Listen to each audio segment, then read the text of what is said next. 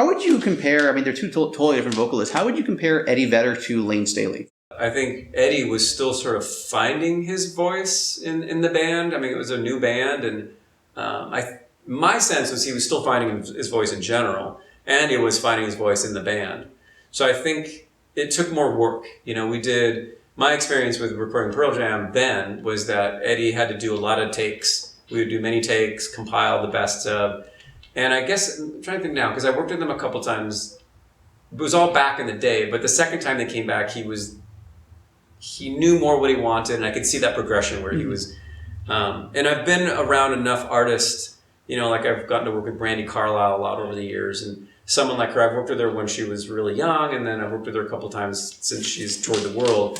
And when after they tour the world, musicians, they just come back a new artist, really. So, for example, with Brandi, the last time I recorded with Brandi, she just, one take, it's done. When I first started working with her when she was really young, it was like kind of a struggle. So that was my impression with Eddie, was that when I got to work with him, he was still figuring it out. And now later, and I didn't know, I can listen to them play live. It's like, oh, he knows exactly what he's doing now. Yeah. Where I think Layne was already there. When I worked with Layne back in the day, he already knew exactly what he was doing. And that's why he could pull off. He was doing those takes often just in one take. The experience of recording in the studio versus live, and I'm an artist as well, so I've done both, and it's like, yeah, it's completely a different experience. And I think that's a little bit of a fundamental struggle about making records, is for bands that play live, and it's a conversation we have all the time here, is like, how do you take a band that loves playing live, clubs or stadiums or whatever, and capture that energy in a space like this? And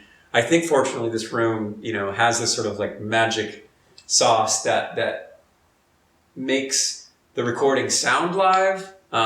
So it comes relatively easy here, but I think that's like the $1 million question, is how do you capture that live feel when you're in front of, 100,000, 10,000 people?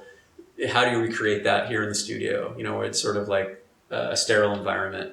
You're wearing headphones and there's not 1,000 people screaming in front of you.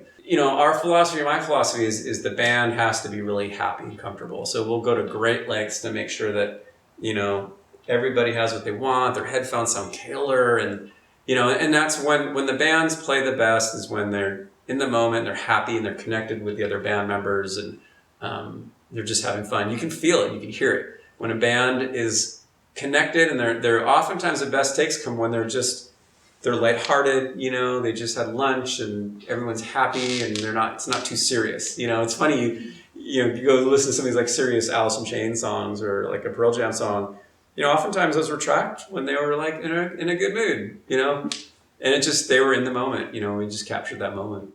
Thanks for watching, guys. If you like what you see, make sure to subscribe for more. All the videos on this channel are original. I'm the one conducting all the interviews and editing all the videos together. So if you guys like what you see and you want to support, the best way to do so is honestly just to subscribe. Lots more to come.